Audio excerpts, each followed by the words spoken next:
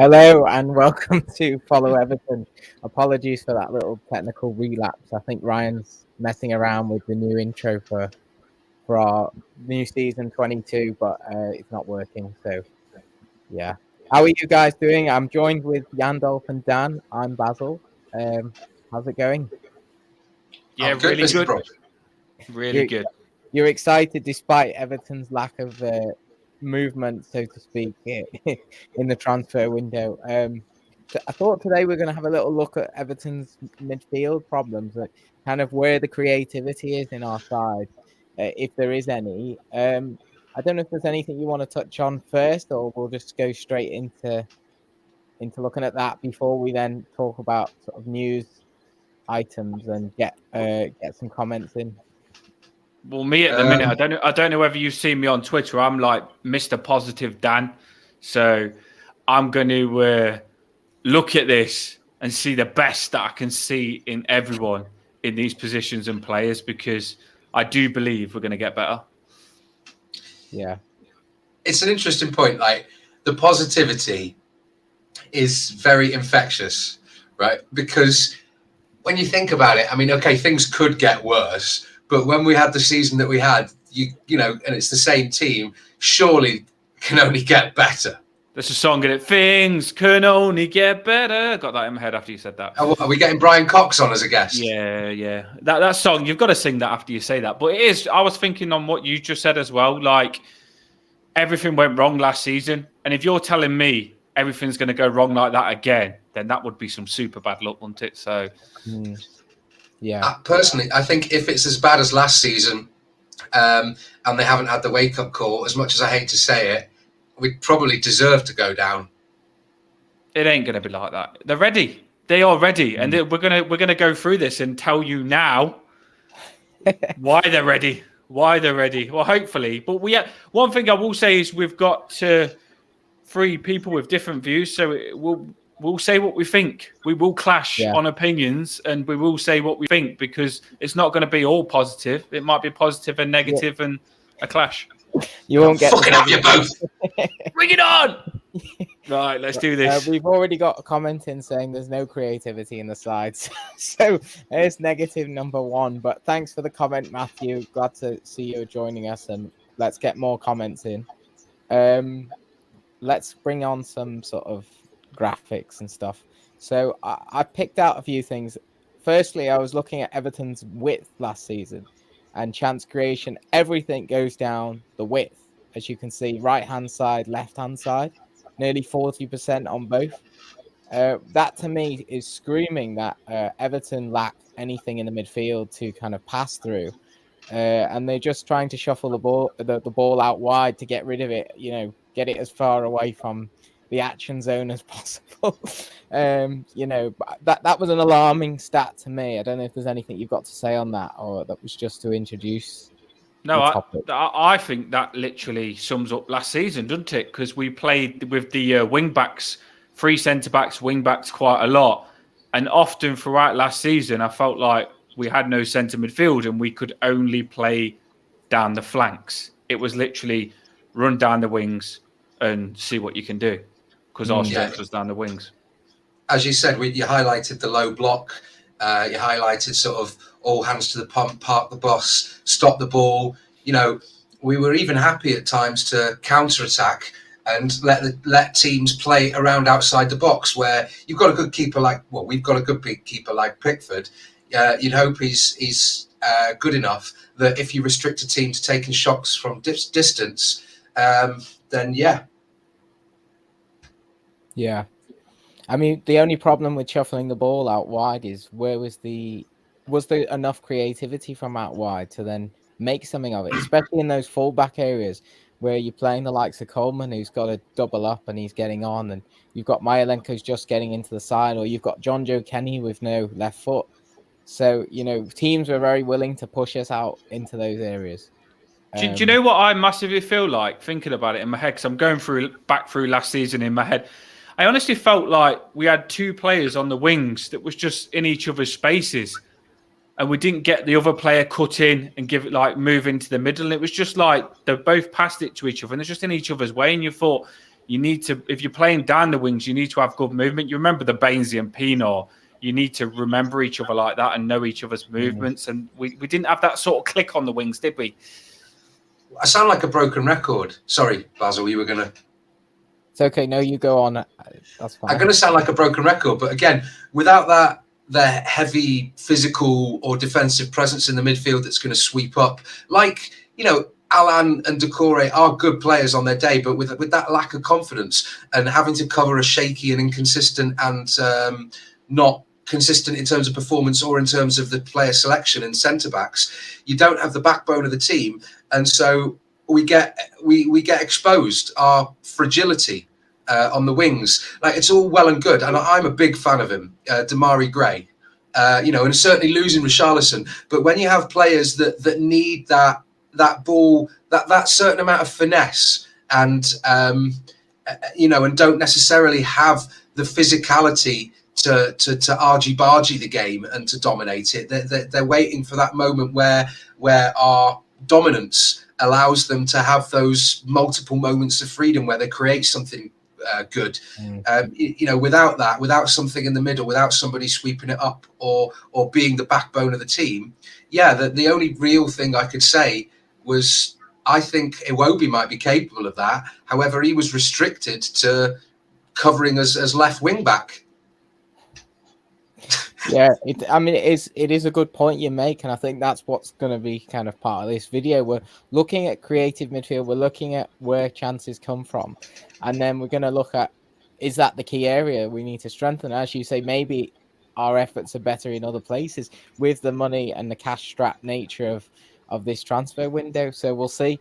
I'll bring up some of so Everton's home chance creation, just to introduce that. It looks pretty good, to be fair. Open play 63%, 17 goals. Set pieces, 6 of them, couple of counter-attack goals and penalties. You're looking away from home, it's not so good. I mean, open play 6 goals, so you've just scored 17 at home and 6 away. 25% of your goals coming off penalties, which we barely ever win. So there's a real hole there away from home where we are not creating enough. It's quite clear that we're struggling. And if you look at the overall kind of table, I know that's quite small, but what this is there to highlight is actually Richarlison, because I think many people see him, you know, as the goal scorer with the 10 goals, but he's actually a good creative player. He got 5 assists last season. That was our top assist maker. And we've lost that as well. You know, he puts crosses on the 6-yard box for Dominic Calvert-Lewin to tap in. He's got a good quality delivery, so that's gone. Next, we've got, you know, Damari Gray and Decore have got 4 goals each in terms of assists. So they're our next kind of creative output. Can I just say, I'm just noticing the comments here. I know you're doing a lot of the technical stuff. Got to say thanks for the guys for joining us as usual. Matthew Howard, Billy Bullymore, but they're making sort of similar comments to us. So, you know, one, it's nice to know that we're not alone in thinking this, and two, you know, if it's reflective of the fan base as a whole. But yeah, it's Matthew Howard just said, not only do we need creative wingers, we need a powerful holding midfielder to get the ball. Thank you. And Billy's just said DCL barely scores a goal without the presence of Richarlison.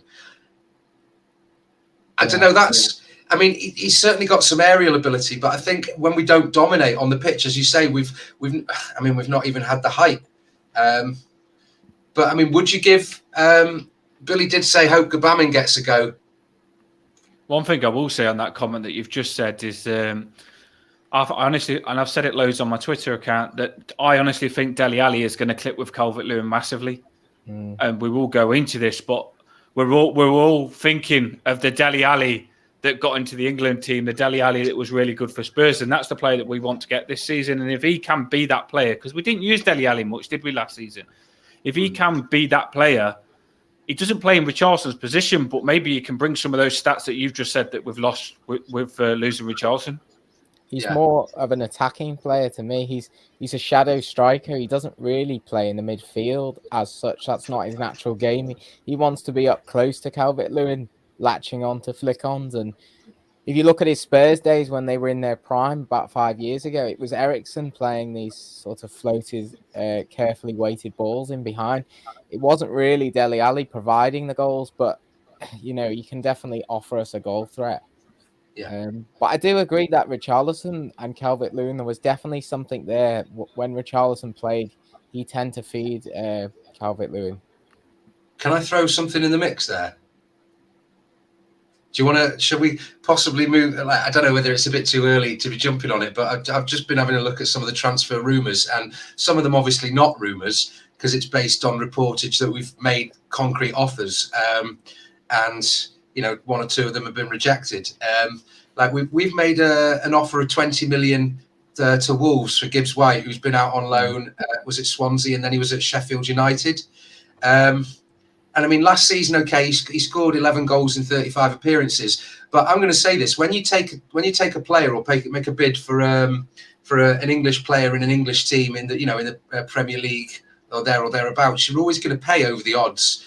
And to be honest, he's 22 and he's not like he's a burning white hot talent. So I'd rather think that Amadou Onana, although he's only been at Lille for a year.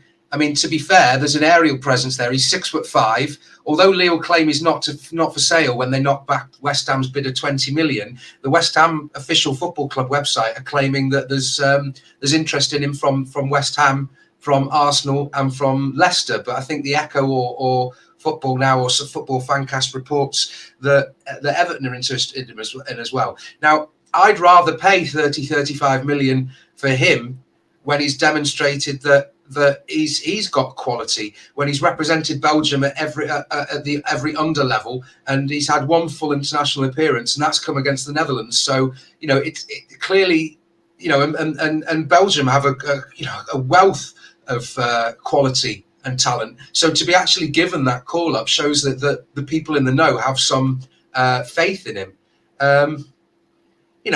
It's not that it's for me. It's about getting the value for money as well. I'd rather spend 30 million on somebody like that who's got who's 20 years old and is already demonstrating that he's got the right kind of stuff to be considered. I don't know who would you take then in his place. Would you see Alan getting older and put him alongside Decore? Is this guy a CDM? Go on. Is that his natural role, the CDM? I think I know who you're talking about. He's more of a defensive-minded midfielder than Gibbs-White would be more of a kind of a CM box-to-box. Yeah. Yeah, no, I mean, that's a good point. I mean, because obviously there's something... If Wolves clearly there's an interest to sell him there, and there's something really strange if they've had him out on loan for the last two seasons. And obviously you've got to bear in mind that Onana only joined Lille a year ago, so maybe they want to, they push on against their competition. I'm on obviously we're hitting this subject early, but on the Gibbs-White, he's not for me. I don't know what it is, but he's not for me, and especially the price that's getting mentioned at. I mean, I've just read earlier on that 25 million got rejected from Everton. That might not be true, but someone's just tweeted that 25 million, then someone said 20 million. But let's face it, we are going to be paying about 25 million if we get him. If we're getting 25 million rejected, he's not worth that. And Everton have got to start being on the end of getting these players before their value goes up, getting them before they make a name for themselves. Because if you got on that White Gibbs about 2 years ago, you probably would have got him for 2 million. And I'm not even joking, you probably would have got him for 2 million. And now, why are Everton, when players are costing the most they're going to cost, when we're a team that's in a real financial mess, want to spend so much money, spend the maximum on players? That's not how we should work. We need to go back to the David Moyes era. Know our budget, look at our budget, and I really do feel we shouldn't be paying big on players. On that Gibbs, I wouldn't be paying big. I really wouldn't. I think he's a good prospect. Yeah, I was just going to... That's great. Yeah, Matty was saying that he plays in different positions, so he's versatile. And Matthew was saying he was a good player and he'll do well in our midfield. I don't doubt that from what I've watched of him and read about him. He would, he's a box-to-box player. He can take the ball and advance us up the pitch and create opportunities, and he can score. Has he got about 20, 23, 24 goal contributions last season? I know it's in the Championship, but he's going to offer something to us that we don't have. See, a lot of people are clearly on the comments that you've just been putting up. A lot of people are liking him. I don't know that much about him. I've watched him. I literally done my research on stats and I watched him on YouTube, but his name isn't that big where I couldn't not see him. He hasn't been like a complete fireball, has he? No, but I think you two have both got a good point to just look at this a little bit less with your heart and maybe a bit more financial based. Because we're looking at the name, we're looking at the stats, and we're thinking, yeah, he's going to improve us. But at the same time, how much of a gamble is he, and how much of a gamble can we take when we might only be able to sign one or two players of that level of cost? I was just going to say. Go on. Oh, sorry. No, go on. I was just going to go on. You go first. No. Go on, Dan, because I'm about to chuck something on the screen. Yeah, you've got something there. I can see that you're going to put up. You know what I mean? Get these stats up and stuff. We're going through stuff. There we go. Go on. Right. So when you look at this, when you look at the team and the substitutes that we've got, apart from, in fact, I think that's pretty much every player that we've got on the first team. So, I mean, Sims. This obviously you've got to consider that Rondon I wouldn't consider a starter. Sims is a bit young. This is if the rumours about Calvert-Lewin wanting to orchestrate a move away. Then what do we go for Broha? And you say we've got we've got a glut of defenders now. We signed Tarkowski. I don't think we need any more, especially if Mina's fit or he's got somebody that's got the strength to cover him. If Coleman's getting old legs, we've got Patterson. We've got Mikolenko, who's young, so maybe we only need cover for Nkunku. And Godfrey and Holgate have shown that they've got the versatility, at least for a game or two, to sort of cover at left back. Now, when you look at that midfield, though, it doesn't have confidence in the players, especially the sort of centre midfields. We've got Doucouré, who, quite rightly, I think Michael said he should have been scoring more. And Alan, again, might be getting older. Gomez, I really thought would have pushed up. But again, it's all down to confidence. If you don't have somebody solid in the midfield, is there still any value in saying that we should consider Winks? No, I mean we had it up last week, didn't we, Dan? The poor graphic of the midfield, but it's a problem area. Get that up again, Jan. Get that up again on the screen. Let me just have I'm going to do my analysis here. Oh, thanks to buildlineup.com, who have some fantastic ability in doing this. Yeah, we did want to get some of this up to just have a proper, just like get Everton in your face and see what we need to do. But we haven't got someone other than Alan, who we're not quite sure what his role is because he's played that many roles in midfield. We haven't got someone that's just going to come from those centre-backs and just get the ball, have we? That's just going to say, pass me the ball and let me control the game. Can Alan do that? That's the question. Can he get the ball? But also, if Alan is going to come and say, give me the ball, let me control the game, is Gomez, Davis and Doucouré and Gbamin going to give Alan loads of movement to always give Alan an option of a pass? Because I feel like that's where we've been massively been going wrong. It's not just the player on the ball not being able to pass the ball. It's the movement for him off the ball in the centre of midfield, that's where Gallagher, for me, is class, because Gallagher is a player that is everywhere, isn't he? He literally is everywhere. And we need a centre midfielder that's going to get on the ball, but also be everywhere. Do you know, like your frigging Xavi and Iniesta sort of players that just know the game? We haven't got one there. I would say, I mean, Livevid say, I take your point about too many defenders, as I just said, but there's no continuity anywhere. Yeah. And also what I would say is that as we're talking about, like, we were very static last season. It was just balls to feet and across the back line, which for me suggests, again, it plays into confidence and confidence in yourself and your teammates. And if you're not going to instinctively have that confidence, you're not always going to run on and go, I'm just going to run here because I know that this person knows where I'm running and the raw ball's going to be there. So it's just been straight to feet. Bang, static, no movement. And then before you know it, all it takes is somebody to turn around and to not have had the call that a man on. And then bang, we're on the, Matty Owen makes the fantastic point, and it is quite true. Why people are pushing these comments in? Can you like and subscribe if you already haven't? Because we're trying to get subscribers up on the channel. We're going to release some cracking stuff on it. And the more we can get subscribed, the better we feel we're doing on it. So we would appreciate if you like and subscribe. On that CDM question you just asked, do we have someone who can pick the ball up off the centre backs and distribute it out? We did have somebody, but they were injury prone, and we've released them. Delph, and he showed that last season. We need to replace him for a start. We haven't really got anyone who can play that role. I feel like Tom Davies might be coached into that role. I don't think Alan. It's not his job. When he plays there, he just hides from the ball. He's looking away from it. Who have we got in that midfield? If we were playing a midfield three and we had Allen or Davies, you look at Gabamin, for example. Do you think he could play that role as the deep line midfielder and pass the ball out? I could only see Gabamin as the breaker up of play and then give it to somebody who's better at passing the ball.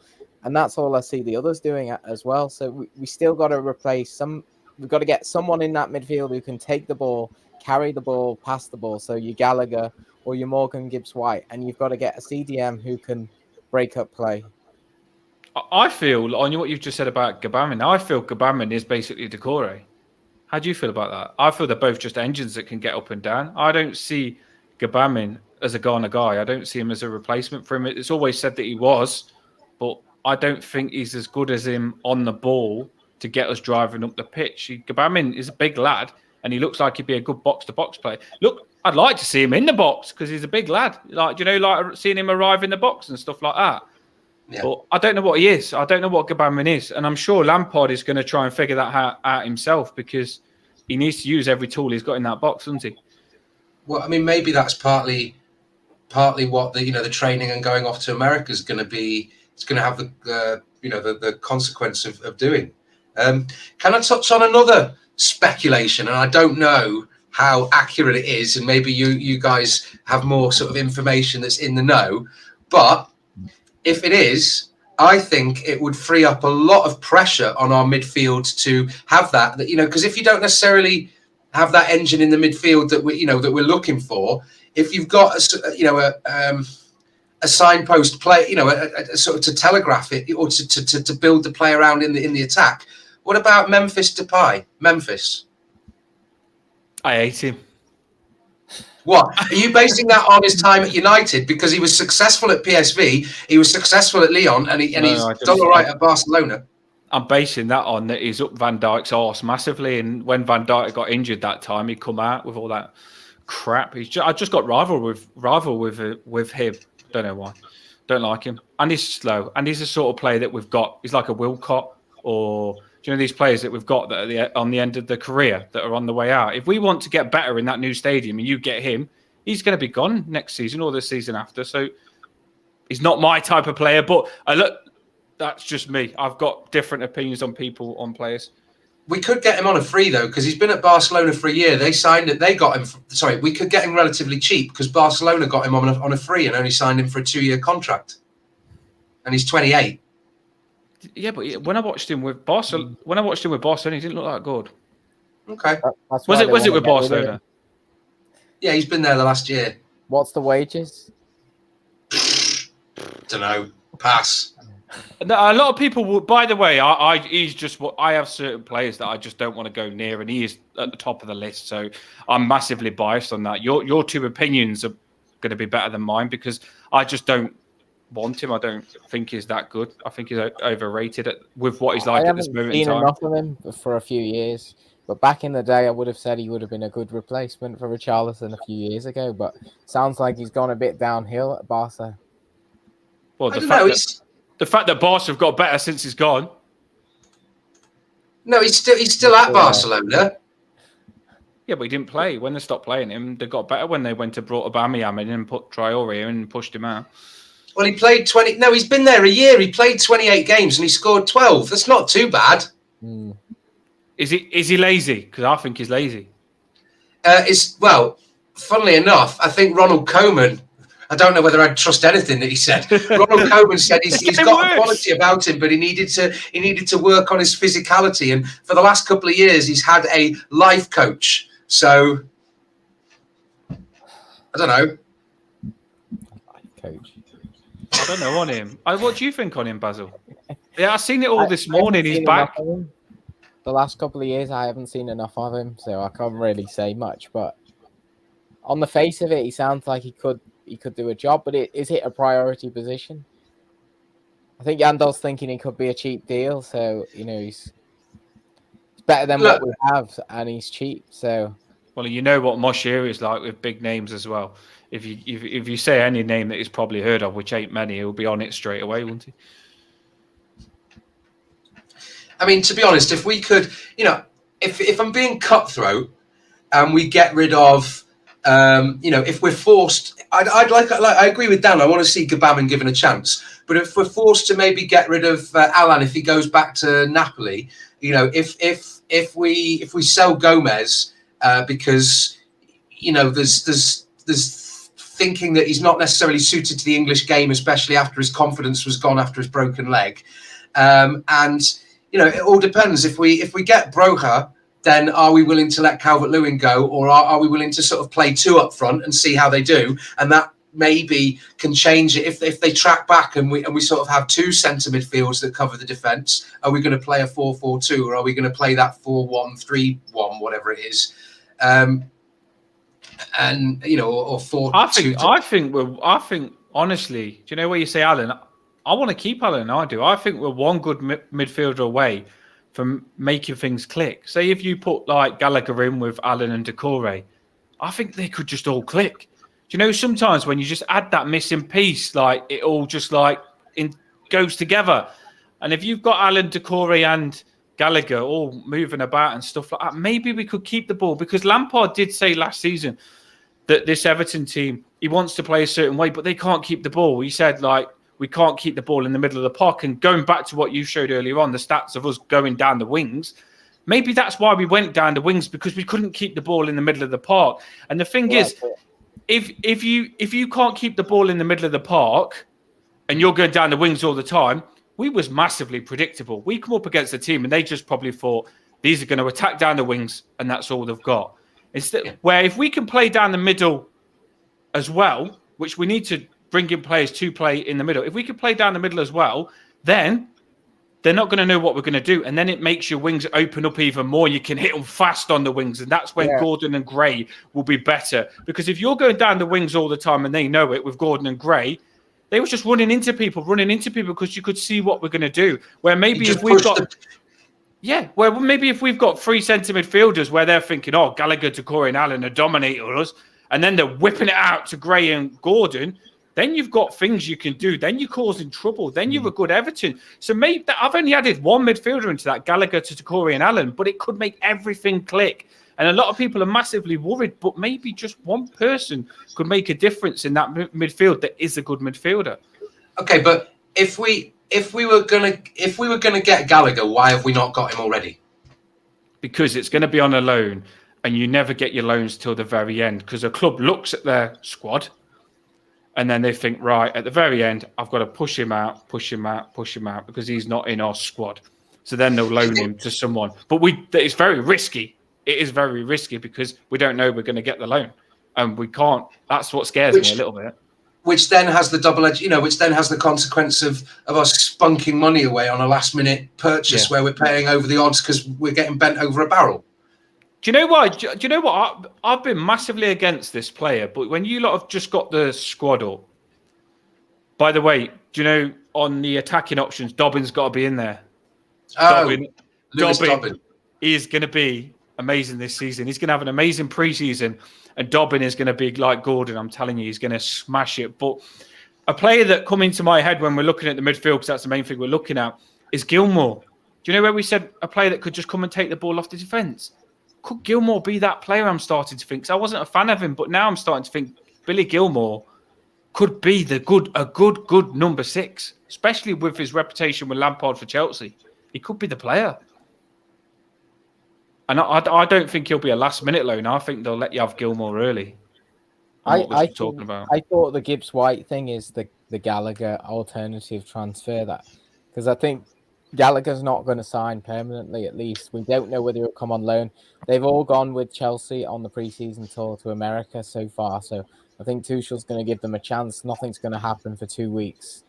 But 25 mil, I mean, that would be the absolute max I would want to pay for Gibbs-White, and that's our starting bid according to Sky Sports, and it's been rejected. So, yeah, but when is the first offer ever accepted, unless it's like a ridiculous sort of eye-watering sum of money? They must have already bid. That's why you should always offer 2 million or something for the first offer. And then they'll appreciate the 25 million. Just offer something that's just stupid. Always offer a blank on your first offer and just say, right, I'm offering 2 million. And they go, you taking the rip? And then go, I'll offer 25 million. They'll snap. Have you never played the Football Manager or FIFA? They have those simulations on manager mode. If you offer too low, they just tell you to go, get out. Yeah, that'd be me. I'd be told to go. I'd be told to go everywhere. I would. But yeah, I do think, like you say, whatever you put in that first offer, it's true. They're not going to accept it. So I wouldn't give them the offer that they want on the first offer. That's my point. Yeah. Well, Billy's saying that Gilmour, he agrees with you, Dan. Yeah. He's saying that he gets around the pitch well and orchestrates us up the pitch. He's not done so well in his loan at Norwich last season, and I think that's made a few people a bit pessimistic. But he was playing in Norwich, you know. Yeah. Why we're talking about this? It was interesting that we'll go through what we know because we update. This is an update channel. Branthwaite didn't travel. What did you think on that? Did he not? No, he didn't. I know this because I do my research and I've got contacts. Oh, bugger off. Branthwaite and the really tall lad. What's his name? The tall one. I can't remember what the kid's name is. The one with the afro, the tall one. Ellis Sims? No, in centre midfield. I can't remember his name. Someone will comment his name now. The tall lad. Oh, yeah, the young lad. He's about 8 foot, quite slim. He didn't travel with Branthwaite. Can't remember his name. Someone will comment his name anyway. He didn't travel with Branthwaite. That's what I've just read anyway. Well, they haven't travelled. So that's shouting out that he's going to get loaned out, isn't it? Well, I think we've got too many centre-backs and he needs minutes now. I was looking at the squad earlier. I've actually got it on a separate window, and you can see some of the youngsters who've gone with. Broadhead's gone with, returning from his Sunderland loan. There's Billy Krellin. I've never heard of him, to be honest. Billy Krellin. Dobbin's gone with. Jean-Luc Laban. Yeah, Laban's gone with. Stanley Mills. Isaac Price. Ellis Sims has gone with. Apparently, he was going to be transferred, but they're going to give him a pre-season chance. And then you've got Lewis Warrington and Reece Welch have gone as well. That is a very good point. I'd like to say what Matty says. Gilmour's a good player. I don't see the harm in loaning him for a season because you've got to bear in mind, although we might have money in the bank, our hands are going to be tied by financial fair play. And if we can get a season where we are sort of expenditure, income, turnover, if we can sort of manage to balance the books on that 3-year rotating thing a bit better, you know, we don't want to be necessarily, if we can get the players playing, that's fine, you know, and then they can prove themselves as a caliber. If we can get some loan players in, equally as good, and then we're not necessarily buying players reactionary, you know, from a reactionary standpoint where we're going, Christ, we can't repeat last year. There might be more on offer. We might have seen some more promise from youngsters, that, you know, homegrown talent. A really good thing is if you do get Gilmour, we can look after Alan a little bit better because I feel like we burned him out a lot last season. It'd be nice to be able to bring Alan off and put Gilmour on, or start with Gilmour and bring Gilmour off and put Alan on. because they do get yellow carded in that 6th position, and it'd be good to have. That's what we need, is a bigger squad like that where we've got good backup. If a player comes on, you don't want to feel like, oh shit, we're buggered now, we can't play well. You want a player to come in and boost it back up.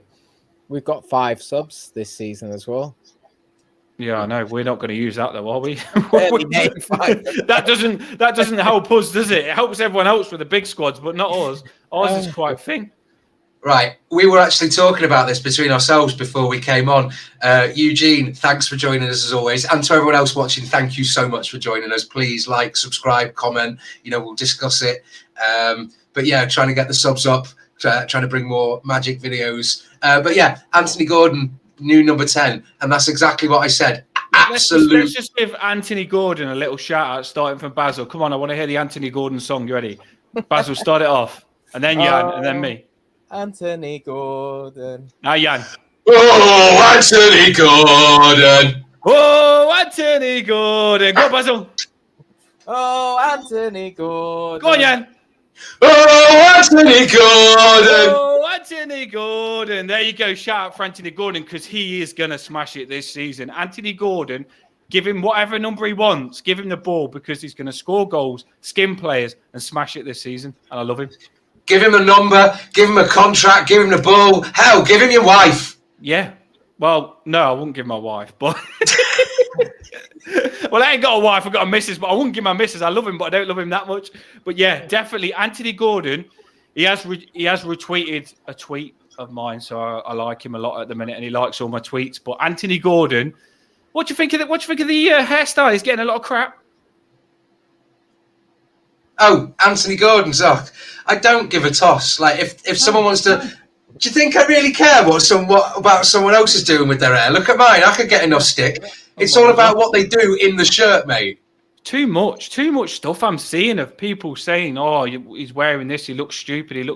Just let them be whatever they want. As long as they're good on that pitch, I don't care. They can do what they want off the pitch. And let's face it, these players have got millions now. And their banks are loaded. They don't wear stuff that we wear. They wear 80s stuff, 90s stuff like Tom Davis. They wear retro stuff because they can go out and buy something expensive. And expensive stuff is retro stuff, like that goes around in circles.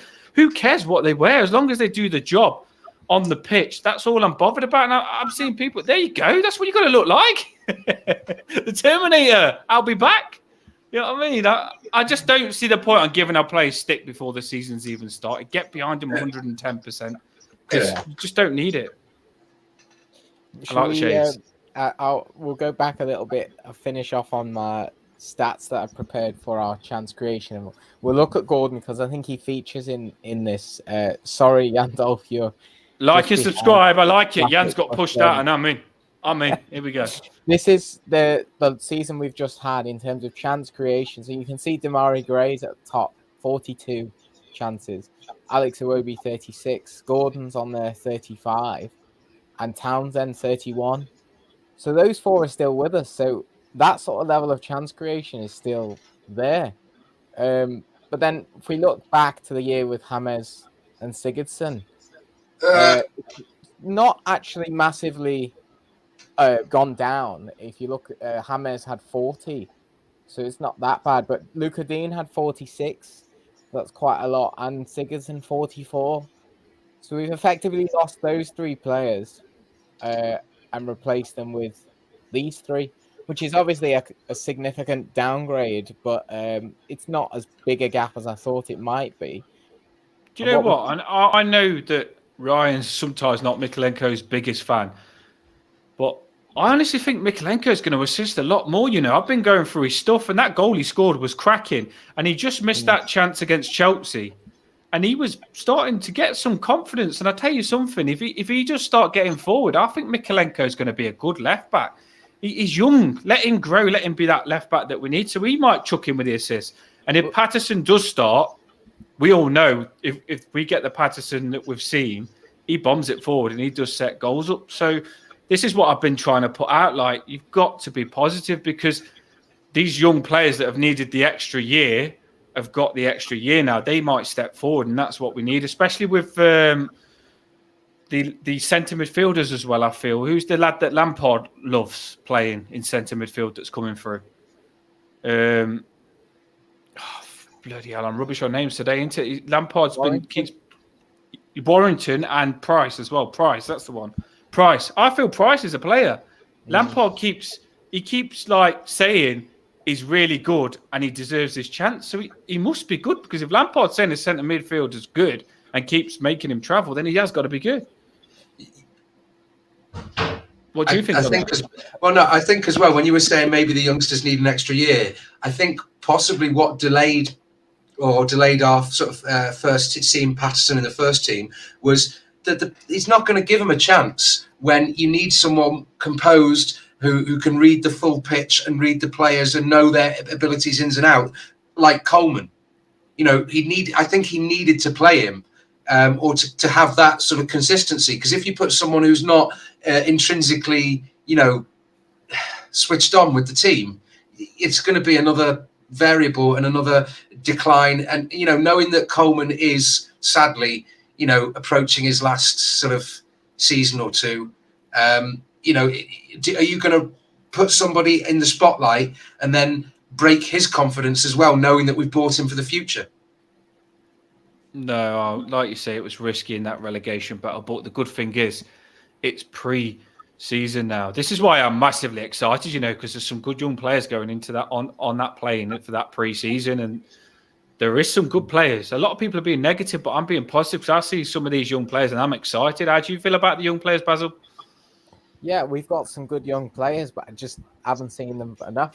The reports say they're going to be, top players, but they need to get minutes. We need to get them in the team. I mean, we're playing on Saturday, so I hope to see a few of them get in the side. Do you think they'll get the chances? That's what we all want to know. Do you think they'll get the chances? Because I feel in this situation that we're in, we clearly can't spend a lot or buy a lot. This could be a blessing in disguise where they do get the chances. I know Dobbin is... I'm watching his tweets and Dobbin is itching to play. And I've seen him with Ali with his arm around him and stuff. He's in with the boys and he's itching to play. And I'll tell you something, you give him one game and he'll take his chance, because he looked good when he played against Chelsea.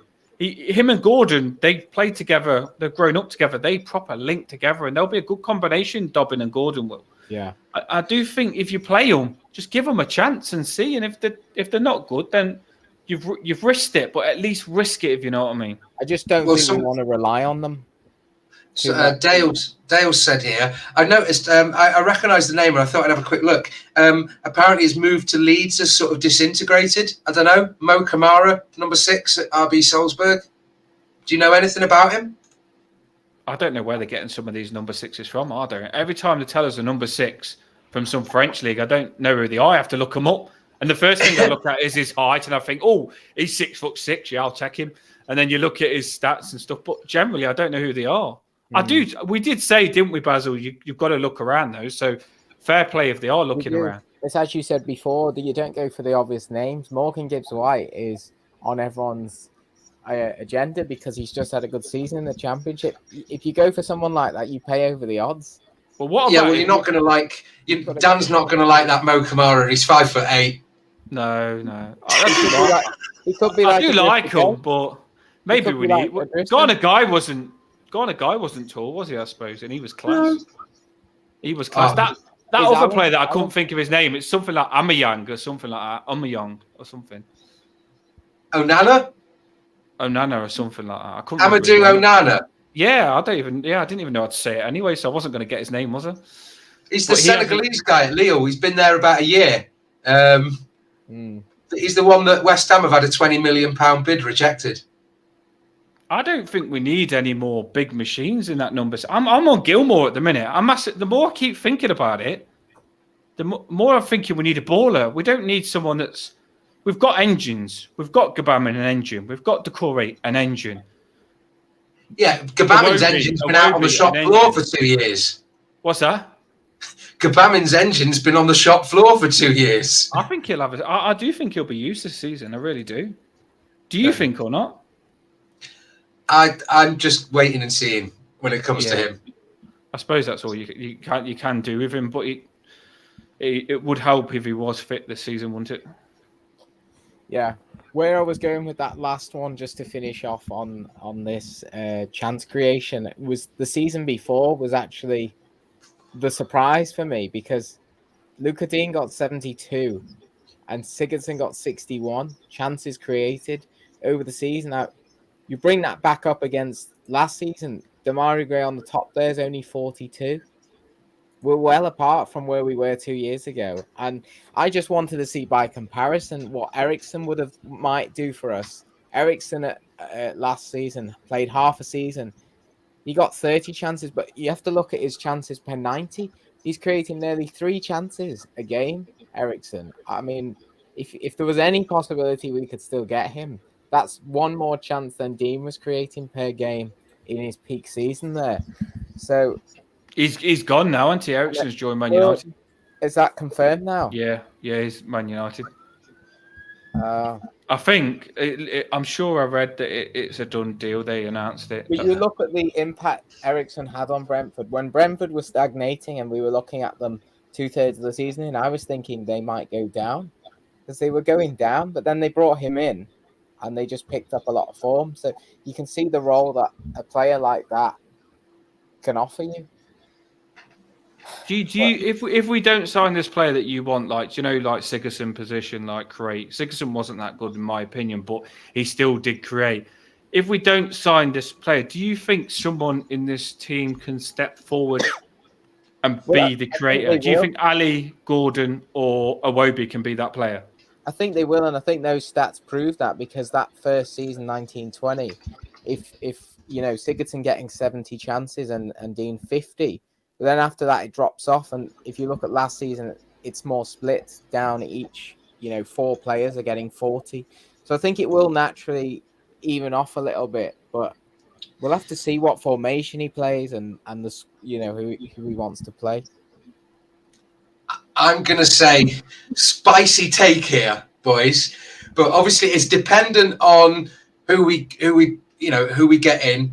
And potentially if he leaves or other players leave, and then the players that the number of matches that he's played. But I think that I'm going to go out there, and maybe it's hopeful, but I think that if he gets given a chance, we might see a more of depth and a progression to Tom Davies' game this season.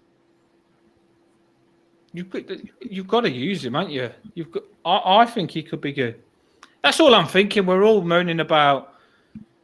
If we don't bring in players, we're buggered. But maybe we've just got to believe in what we've got. Like, if we don't know the financial situation, if we can't buy players, then maybe Tom Davies needs to step up. Maybe I watched Iwobi. Iwobi was class for us last season, but then someone tweeted a video of Iwobi for Arsenal, and he was all over the place, like taking on players, skinning players. Iwobi was centre midfield, and I watched him for Arsenal. I thought maybe you could be that if we need that. So.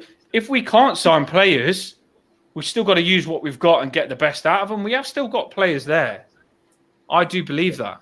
I think you're too optimistic. I know. Look at what happened last season with that bunch of players and think.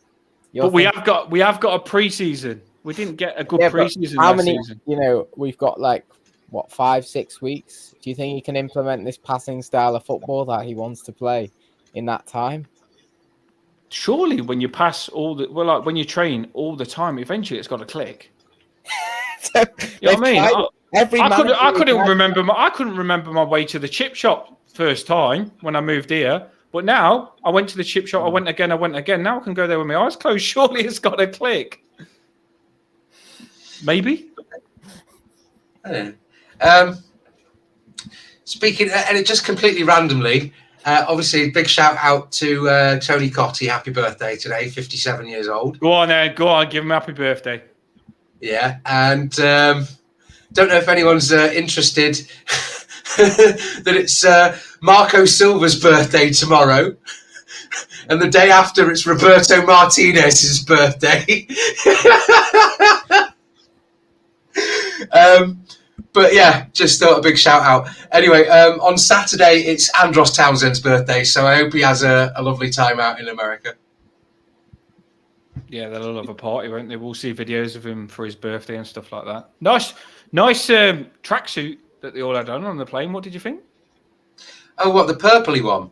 Yeah, really. It was it green or purple? Green one, eh? Oh, sorry, I've not seen it so much. when they was getting onto the plane, I've seen a lot of people commenting saying that kit looks really smart. They've all got on. When can we get the kit? There was a lot of and ahhing about this state stuff and all that lot, but a lot of people are liking it now. I'm seeing. I mean, I think we've. I don't know. Let me have a look. You guys talk amongst yourselves. Sorry. It looked proper tidy, mate. I did a video. That's the reason I know. It looked proper tidy. We've got a few comments we can catch. Go on, read them out. Like and subscribe, people. We want to get the subscribers to 2,000, right? We're on 1,300. This season's going to be crazy. We can get to 2,000 toffees. We've got a few who are backing us up with the Gilmore. And I think Patterson can get on the phone to Gilmore and get his mate to come down. Live of it's asking, have we lost faith with Ali? I think we did say that we have a bit of faith in him playing alongside Calvert-Lewin. Yeah, I definitely said that. Dele Alli has come back and he's smashed all fitness tests, come back in incredible shape. He's really good mates with Calvert-Lewin already. You can see that. He's going to be the click. Dele Alli will be, I reckon he's going to be reborn in this Everton. Mm. I honestly think he'll be reborn. That's what I was thinking, like, because he'd lost himself. But we're going to see the Dele Alli that Real Madrid wanted for 120 million. Matthew's saying 50 million for Anana. I think we can write. I thought he put £50. £50. Midfield's also saying he's really hoping that Yandalf's statement about Davies is going to come true. His proposition that Davies will suddenly turn into an excellent player. I think he will. I think he could be a good DM with a bit of training and a bit of positional work. And we've got Matty saying Gabamin hasn't had a chance yet. So, yeah. Yandalf, have you got up what you were looking for? Or yeah, it's all right. It's a little bit of a... I mean, as long as they look happy, it's all I'm going to say, you know. Mate, we're all going to be on that, in that training kit on the next channel show. We'll have it all on. I thought it looked really tidy. I thought it did look really tidy. I think you have to order it online. I don't think it's in the store yet. But you know what? Maybe we should be checking out the club store for ordering the shirts, because before the club officially announced Tarkowski, obviously it was a bit of a done deal anyway. They were selling his shirts on the club store before it was announced on the website. So maybe we should be having a look on there. So what? Yeah, we definitely should. What I'm just thinking, we've gone through. Our main topic was how to create chances in midfield. What's the answer? Basil, you start. It was more of a proposition of how much are we lacking the creativity in the midfield or from other areas, and is that the number one priority then? I mean, you said to me before, you know, that I keep harping on about a player who can be a creative midfielder, but in all honesty, I don't see that as the priority. It might sound like I do. I see it with Yandalf as the CDM breaker up of play. I think that the middle of the pitch is just lacking that. Maybe Gabamin can do it. I really hope Gabamin can do it, but I don't want to put my eggs into that basket. So, and I think as well, from a sort of, you know, I'm not as qualified as Chris Potter, and I've got a lot of respect for him for this, having the sort of sports psychology and emotional psychology degree, you know, and clearly he's done a very good job of getting some good performances out of his players. But one thing I wouldn't want to see is for there to be all change from up front. When we've already lost Richarlison, there's no real draw then for a load of creative players to come in. It might, as Dan says, again, to marry your two sort of points, and obviously me agreeing with Basil and seeing where Dan's coming from, that if we have a solid centre midfield player who can then instill the confidence to play a sort of style of joined up play with confidence, and then I think that's it. I think that's pivotal. You know, giving the players the sort of the confidence and belief to be the players that we know they are. That they had it was the perfect storm of bollocks last season. Well, that is my point. We've seen Decore where he smashed that goal in for Norwich, and he's been a good box-to-box player against Man United where he bombed it forward. We've seen a good Decore when he gets box-to-box space. He can run into it and he can be good. And we've seen Alan drive sometimes. And we've seen Alan turn the ball over. We've seen a good Alan. And yeah, that's what I say. So there are players in them. And if you get someone else that brings the best out in them, then maybe it will click. One of the reasons I don't feel like that would be the player to target as a priority, I don't see them fitting into the team that easily. I'm not sure whether we'll play 3-4-3 for a start, and that won't allow us more than two midfielders, of which we're not going to have one who's just there to pass the ball. They're going to have to be strong and energetic midfielders. Or if we play 4-2-3-1, is it Ali that gets in? So where would the other midfielder get in? That's one of the reasons I want to give Ali the chance. I think he could do it. And again, I don't think our style of play can change quick enough in 6 weeks with the limited transfers. I think we'll still be playing a mixture of long balls and getting the ball out wide for crosses for Calvert-Lewin. And we can do that with the players we've got if we get the right, defensive spine in there to keep winning the ball back quicker. Go on. I was just going to say, go on. Two brains make one. Go on. But I just want to say, shout out. I've been watching the comments as well. Live Avid, thank you again for liking and subscribing, mate.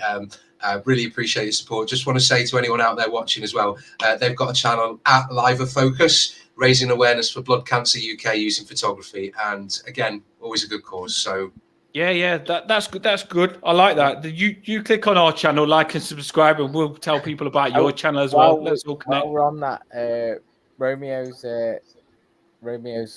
giving us some praise there. Thank you very much. He says quality video and subscribe. The channel is great. Thank you very much.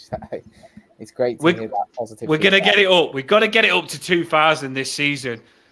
Romeo, wherefore art thou, Romeo? I'm sorry, lad. I'm watching Follow Everton. I'll see you later. He loves it. He's even telling people to follow as well. That's you've got to rate people out. We're asking people to follow and subscribe, and then people are commenting that, showing that they like the channel and want people to watch it as well. So it's all good. It is all good. Dan, the stage is for you now. You were going to respond about. Tell me what I was responding about, because I got excited about the channel getting subscribers and likes. I just said we didn't have enough kind of positions in the team to afford to buy another midfielder at the moment. Yeah, I was just going to say, like, generally, I'm struggling. It's very hard to get a good number 6 into it. I agree with you. The problem for me is I always, and the other points come back to me now. I always think to myself, we need a good number 6. Basically, we need Ghana guy. We all think it. That's who we need. But Lassie said on one of my spaces, he come on it and said, when Ghana guy played, I felt safe. I always knew with him behind me, I could bomb it forward and Ghana guy was going to clear everything up if they attack quick. He said he'll sort it out. He'll sort the mess out.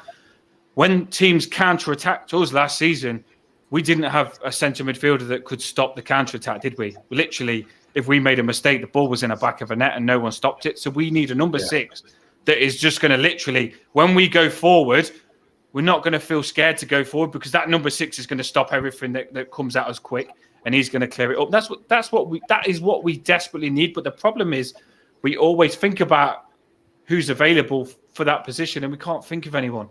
But Everton really do need to knuckle down and get that number 6 position that we need, like, early. I just feel it's a massive. You was right in what you said. It is someone that we definitely need.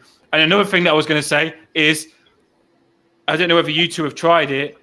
I keep trying to make an Everton team of who I play this season, and I can't make it because I don't know who to play. Like, I get muddled up. Like, I don't know whether to play Gordon or Gray or Townsend, or I leave Iwobi out when I want Iwobi in the team. And then defense, I'm playing Holgate, giving him a chance. Then I'm playing Godfrey, Tarkowski, and I'm even putting Keane in there. And I don't know who to. I can't think of my starting 11. Do you know that David Moyes area where you had Baines, Lescott, Jagielka, Coleman, McCarthy, someone else, defense, Arteta or someone, and then you had Morales. You knew exactly what your team was every week. I can't think of who the 11 is. Can you? Because none of them have proved you consistently enough to merit a position. The thing I got up before and put it on the screen share was.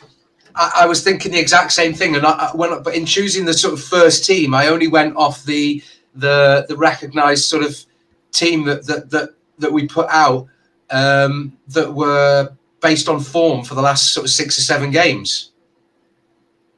Yeah, we do need.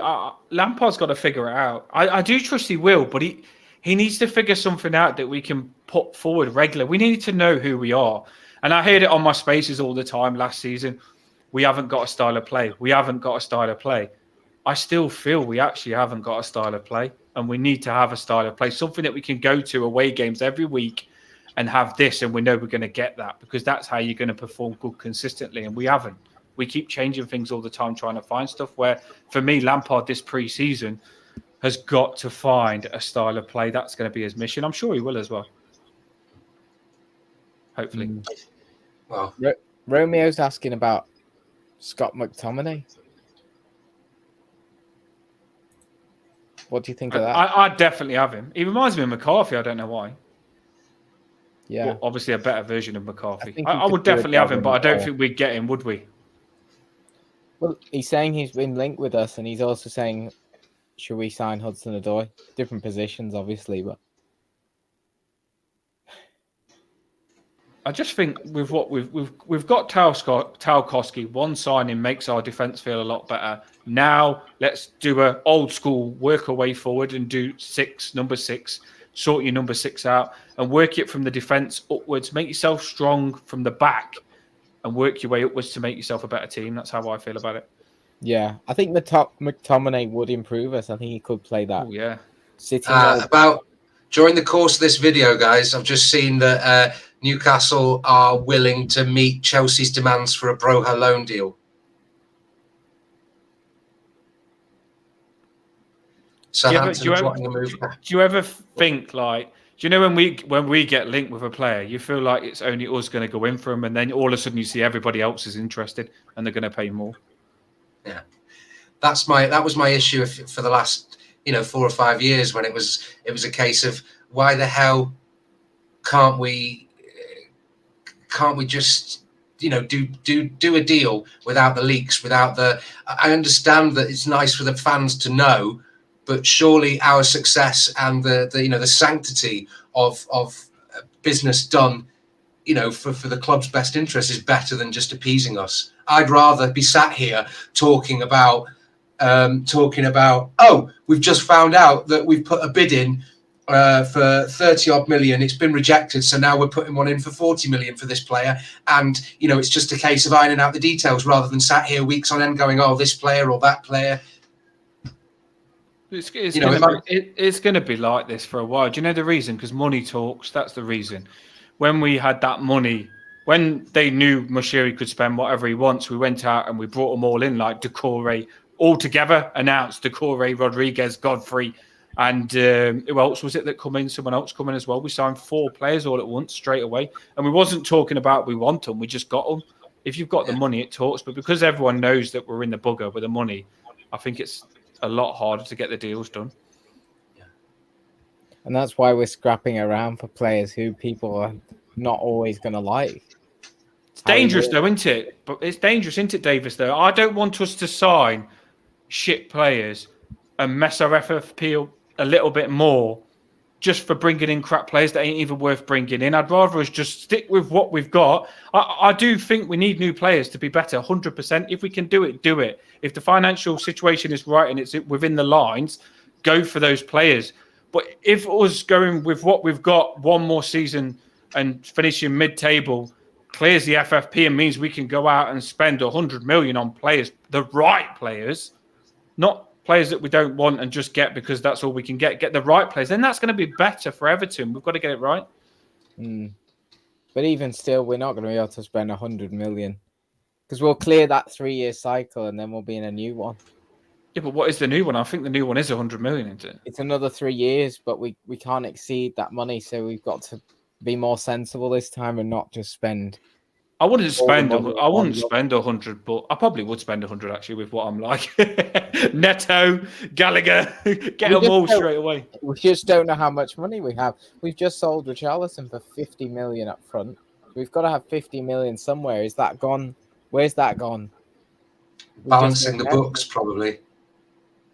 But balancing the books could still mean we have the money to spend for this period. So, unless we were in a deficit. I've been having this conversation with loads of people trying to understand it. Basically, we was over the line on FFP, but we told them and negotiated with them, so it was okay to just be over the line. Then this Richarlison money, we've probably gave them and said, we're on the line. So we probably haven't got a lot of money to spend, have we? We just don't know. Let's move on. We'll just have a quick touch upon another piece of news from today that Everton have been charged by the FA for pitch invasions. What do you think of this, guys? I loved it, I did. It was I worth loved it. I love seeing it. I just love the attention. It's just pathetic, so I love seeing it because, wow, loads of teams do it. We stayed up. We went on. It's just stupid, isn't it? City going to get the same. I think this is for when we scored the 3-2 goal and the crowd climbed on the pitch. It doesn't affect us in any sort of way, does it? We don't get points deducted or anything like that, do we? It's not going to. I doubt it. That's what I was just going to say. It's not going to be anything bad. It's just going to be a bit of money. It's going to be a fine, but we could do with the money. Well, yeah, I would say it's just going to be a bit of money. It's probably going to be like 10 million or something, and that's going to be a player. Well, it's 2 accounts apparently. So maybe it's one for the goal and one for the final whistle. And on that basis, City should have one as well then. I think the moment that it come out that Richarlison is going to get his ban for throwing the flare for Tottenham, you knew that this was coming anyway, didn't you? Because obviously there was going through with making sure that stuff got done. So you knew it was going to happen. I don't care. We stayed up. We're in the Premier League. Whatever happens, happens. Yeah. For me, that's how I feel about it. You're right. It's bollocks. And finally, before we wrap up, Everton have departed for the USA tour. There's not really much to say, I don't feel. I mean, we've been through the squad a little bit at the youngsters and having a look who missed out and who's been. What are you looking forward to this week in terms of anything? But in terms of we're going ahead, we're going to be playing Arsenal on Saturday, so we have a week of warm weather training. I'm buzzing for that. I'm buzzing for this because I want these young players to get a chance, and it's the only. I said all last season. I was messaging Dobbin, like Dobbin says about signing a new contract. We was all like, "Will he sign a new contract? Will he sign a new contract?" And I was just kept. Whether he reads the messages or not, I don't know, but he probably does because he likes. Oh, is that what the restraining order was about? Yeah, no, he does like my stuff, and I just said to him, "Your chance will come in pre-season because you know these young guns ain't going to get a chance that much in the league, especially in a relegation battle." And I just kept messaging him saying, "Your chance will come," and now in pre-season they are mingling with the first team players. If he smashes it, he's going to get his chance. So I'm excited to see some of these young players. They're going to be so hungry, and Lampard's going to see it. And maybe we are. You talk about new signings. If Lampard comes and starts playing some of these players, they are going to be like a new signing. If Dobbin can make it in that team and push himself in, then we're going to be like, wow, we've got Dobbin. He's a new signing. I want to see, exactly as Dan says, I want to see, because we're not actually playing for anything. You could argue pride, but there's no pride in.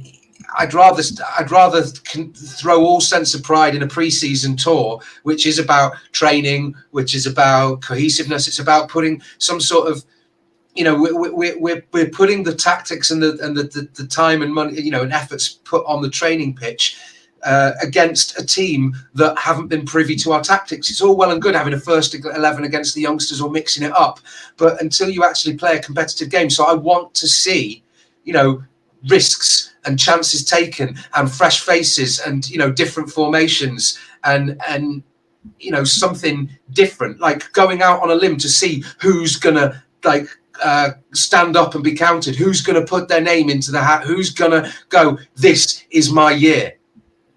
Well, Lampard knows who let him down last season, and if Lampard sees someone shine, some of these young kids shine in that position, and he thinks that's exactly what I needed, and I didn't get it with these players last season, he'll pull them in. He'll use them. I do believe he'll give them the chance. He's going to give some of these young kids a chance. Price is one in my head that I'm thinking. I said earlier on, didn't I? Lampard said he's really tidy on the ball. I'm giving him his chance because he looks really good. If Price comes forward and he's a good centre midfielder, Where does he play though, Price? Is it centre midfield or is it number 6 or is it attacking midfield?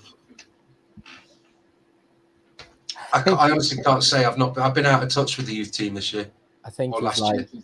I think he's more like a 6 or an 8. He's kind of, he's a CM. I like that, 6 or an 8. You know, he's a 6 or an 8.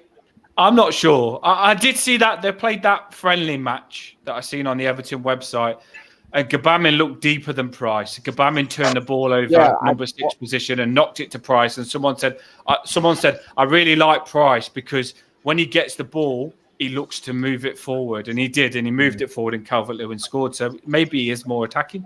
That's what I mean. If we were playing a 2, I think he'd be in the 2, and if we were playing a 3, he would be one of the 2 in front of the sitting one. But I mean, what do you think of? Because I'm looking at it and I'm thinking, I want to see the youngsters, but is there much point playing a youngsters if it's half a team of youngsters and half the first team? I'm kind of thinking I'd prefer to see a core of 7 who he might put in his starting 11 for the Premier League game, and then put 3 youngsters in key positions where we're trying to work out how they would improve the team. Because if you chop and change it so much, you're never going to know if they're going to be good in central midfield with the chemistry. I think that Lampard will do that. But do you know what I think he'll do? He'll give everybody a chance, and then who's proved themselves, put them in a team, and then slowly figure out the team that he wants. So he'll slot someone else in until he gets the exact team what he wants. What do you think, Jan? Yeah, I was almost waiting for you to say what I was thinking, which was I was thinking of more concrete things. Like I'd like to see him give Gbamin a chance and see, because truthfully, you don't know whether he's going to be off the pace after not playing competitive football for so long. And he might, unfortunately, you have to admit that, it might just be one of those things where he's, we're going to have to sell him and he's not capable. And you can't afford to give someone another 6-12 months in and out of the under 23s or a reserve side. I'd like to see him, again, no disrespect to Coleman, because the finest player we've had wearing the Everton shirt of the last 10 years and more. But I would really like to see Patterson maybe step up and see him play him. But equally, I've said it before in the video, I want to see Tom Davies display his hunger and a caliber and have that confidence around him. It'd be lovely to see Iwobi maintain that and have some sort of switching with Gordon. But again, it'd be great to see maybe, if there's some uncertainty about a definite number 9, if Calvert-Lewin is going, or even if he gets injured again, we've got to see Ellis Sims or Lewis Dobbin or somebody just actually be to come in for a match or two and to demonstrate that I am here, I am ready. No, I think you're right, totally. You lot are going to hate me for this, but I still do think Rondon's going to get a chance. I honestly feel like, and I'll put this out there because I know there's a lot of Rondon haters out there, right? Rondon, just put this in your head, right? Rondon got loads of crap when he first come, a lot of crap when he first come, and it wouldn't have been nice for him. And he got put in the deep end because we expected him to be the striker that he wasn't. We know he can't run the channels, but we forced him to do that because Calvert-Lewin was injured. Then Rondon come out, Calvert-Lewin come in. But when Rondon played against the Red Shite, he played good then. And we kept knocking the ball to him and he come off. Remember when he come off and I thought, oh, bloody hell, we miss him now he's come off because we ain't got anyone to knock the ball to. Then Rondon come on against Crystal Palace and he scored against Crystal Palace. We lost the game, but Rondon come on and scored. What more can you do? Then Rondon, we're in a cup game. I can't remember who the cup game was against. And I'm going to get some crap for this. But it was in a cup game. We couldn't win that cup game. Rondon come on and scored and won the cup game, didn't he? What did that say? I didn't read it. Read it out to me. Mac has said, Dan, I'd rather see you play up front instead of Rondon. Well, I am a good player. I take that as effusive praise. I take that as a fantastic, wonderful compliment, Dan. Yeah, well, he knows how good I am. No, we are going to use him, and you've got to get behind him if we do use him. So I've just said where he played well. He did play well. If you go back and look at those games that I said he played well, and we just got hatred for him because he wasn't what we wanted him to be at the start. But whoever we've got to get behind him 100% because confidence is low in these players, and we know that from that relegation battle. They was bricking it, and it went downhill. We've got to get Hello, behind him Colin. 100%. We've got to. He will play because at the moment he's our number 2 striker. As soon Can as score headers. Calvert-Lewin has a break, he's straight in. Yeah, he's not going. He's not going to get. Rondon is not going to get misused this time because Calvert-Lewin's fit. Rondon's going to come on 70th minute for set pieces and stuff like that, and get in the box, and he might come on and score for the last 20 minutes, and then he'll do that, and he'll do that again. That's all we've got him for. We didn't buy him for anything else. I know we didn't touch on it today, and we'll probably touch on it more on a future video. But we will need to sign a striker at some point. But there's no way we can get through with just 2 strikers. Knowing our luck as well. No, I'm hoping. I'm hoping Calvert-Lewin's fit, but like you say, you can't take the risk. It's going to be interesting to see who we go for. When we played James and Sigurdsson up front against Wolves away from home, I think we won the game. I think it was a Carlo masterclass thing. Do you know Anthony Gordon's number? Do you think that means he's going to play in a different position or not, or is that just a number he likes? Isn't it just a number that was available? Is it, or does it mean that he's going to play the number 10? Had 7. Who do you think should have the number 7? I think Rondon should have the number 7, especially after that comment. It's Rondon number 7. It's pretty big to fill number 7 after Richarlison, and it may well be that Lampard is making moves that we are signing someone else that could be a number 7. Yeah, 100%. We're still getting Dennis. Dennis the Menace is going to be number 7. And then what number would you give Neto? Neto from Wolves, what number would you give him? Oh. Just let him have whatever. Do you think we could get Neto? I've seen the rumours this morning. Do you think that's... No? Pedro Neto? Yeah, he's amazing. Have they got a surplus of wingers there? What's happened to Adama Traore? Well, just put an interesting point. We're going to end this now. We could speak to you forever, and we'd thank you for everyone coming on and stuff like that. But I'm just going to... Basically, someone said to me, I don't know how true it is on a space, that Wolves are in a bit of a financial mess. They've overpaid a lot of players like us, and they do need to let a few players go. So that could massively interlink with the Gibbs-White that you've just said, and it could also interlink with Neto. You don't know if they need money. I would honestly... I know if there was any way that we could make it happen without falling foul of financial fair play, I would like to see us go for. I guess you're right about Gallagher or Gilmore. Gallagher or Gilmore was a good one. Gilmore, but honestly, it would be nice to show a signal of intent to go after Amadou Onana for 50 million. For £50, it said. I'm sure it said £50. If he's no, it's 50 million. If he's going for £50, Dad, why are you not with me on this? He's 6'5". No, he is six. He probably is 6'5", but Decore's got to be 6'4", hasn't he? I just want to say we're wrapping up shortly. I know. Hi, Connor. He's just come in and he says, "People, come on! See, it makes you not want to go. Look, people are coming on." Decore, who Palace just got, would have been ideal, and I completely agree with you. Make sure you watch back the stream, Connor, if you've got some time. We've been talking for over an hour, so I know you've just joined. And thanks, Bobby, for the like. Let's get some more likes, please. Yes, like and subscribe, everyone. Get this channel going. 1,300 subscribers. Let's get it to 2,000. You can do it for us. Comment, like, and subscribe. Just get it going. Do what you can for us. Help our channel. Thanks, Barry. See, is that some insider knowledge, Robbie? I hope so. Or are you just holding out hope? Because I think we're all holding out hope here with like wicker baskets. They know what they're doing. It's true what he said. You know, they do know what they're doing. They've got the options there, and you've got the disco going. I know. Sorry for anyone who's epileptic. My video is going a bit mental. I know. You've got that's because you know we're going to sign loads of players. You've got the disco going already. Yeah. Are you guys interested? Have you heard that poem I've written about to any prospective buyers out there? I need to listen to it. No, I haven't heard it. Do you want to read it out, or is it ready?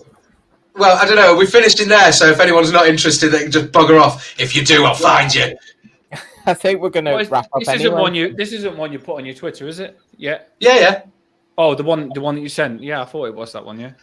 Yeah, this is Nil Satis Nisi Optimum. So we'll wrap it up, everyone. We'll finish on this. Thank you for watching, and Yandalf's going to see us out with the... Don't disappear because my green screen doesn't cover everywhere. I'm gonna do some like punches and go crazy if the parts. I like the parts and stuff like that. If you've got eyes on Merseyside to buy the boys in blue, here's some stipulations and expectations placed on you. Some lines are drawn and can't be crossed, despite a princely sum. The first, which underpins them all, nil satis nisi optimum. The best of head and heart and soul. Are you made of the right stuff? Nothing rough, no corners cut. Only the best is good enough. We'll forgive most any weakness, regardless of the hurt, if a player fights for all of us and dies to wear the shirt. That's the dedication that ensures we cheer their name. It stands for us. It's placed on them. We'd hold you to the same. We'd all look up expectantly to see you in the crowd, cheering on our mighty Blues, so do it loud and proud. We're a team for precedence, and let me tell you how. We epitomise with all we do, all together now. A founding member of the league in 1888, but now deserve a winning spot after a 35-year wait. Mainstays of the Premier League since 1992, at home in Goodison Park. The first of its kind too, where we became the first to play 100 top-flight seasons. We've now outgrown the grand old lady for so many reasons. She's seen us play both night and day, 4,000 top-flight games. But firsts, like scoreboard dugouts, heating stands, will not fulfil our aims. And slowly forming on the banks of the River Mersey is a brand new home to represent the badge upon the jersey. Not just the motto or laurels, but Prince Rupert's Tower within it, which stands alone, defiant, a testament to our spirit, will lead the way, a shining light wherever we may go, like stomping out injustice with no al-razismo. We immortalise our legends, so excuse our vented spleen, that so many need to measure up to William Dixie Dean. The finest blue and gentleman to grace us at our ground, who drew his last breath at Goodison and is always looking down on all imbued in Everton, the sights, the sounds, the smell, the song for Howard Kendall, Kevin Sheedy, Paul Bracewell. We yearn for some more heroes, not a want, a pressing need, like Graham Sharp, Andy Gray, Tricky Trev and Peter Reid, who recall our love, recount the tales, and all of us believe them. Degsy Mount, Kev the Rat, Psycho Pat and Shaggy Stevens. Then there's the one, the only, the biggest of them all, whose hands were truly those of God, the mighty Neville Southall, who, sporting stash but never brash, and framed with flowing locks, commanded all that dared to enter in his box. Yet since his sport's departure, his instincts still are keen for clearing threats as patron of our LGBT team. And as Hoylake later Liso, we've got our girls in blue, who fight next door at Walton Hall to prove it's her game too. But then there's them lot on the hill where criminals were hanged, who stole our home and destiny. Their successes always panged and pained me unrelentingly as we battled for survival. And doubly keen this pain is felt coming from our rival, who stole away our chance to play on a grander stage. But that's the past, it cannot last. We're in a different age. I'd rather be a bitter with a rich, reflective soul than a fleeting, cheap, fair-weather fan, a copite in a hole. Despite endless suffering, we stand upright in our city, for all we do goes hand in hand with Everton in the community. An army of the finest will filled with fans and team alumnus who dedicate their time to fight for the very least among us. The hub, the school, the people's place. Come visit for a while, and there you'll find a smiling face and hope for the Blue Mile. And in the face of vitriol, one who does all that is able. I prefer one fan than 20 ruthless cutthroats at our table. A man who trusts himself when all around are full of doubt, and aim their disappointments with the shout to get him out. With passion and devotion still hold true through murky waters, we'd ask ourselves if this is true, if a consortium has bought us. Would you feel our pain and joy, our sadness and elation? Would the loss of one true fan feel like losing a relation? We've Speedo Mick, Mr. Old Hall Street, and even Judi Dench, who understand compassion's not a thing that you can bench. It runs through everything we do. It is our beating heart. Of all the things we're proudest of, this love sets us apart. Our love of club, of brotherhood, of doing all we can to lift up every single soul, to help our fellow man. There's no suffering in silence, no one left behind. So everyone who wears the blue, be strong, be brave, be kind. It's something I've inherited. I am my father's son. I am an Evertonian. Nil satis nisi optimum. Up there, fucking toughies.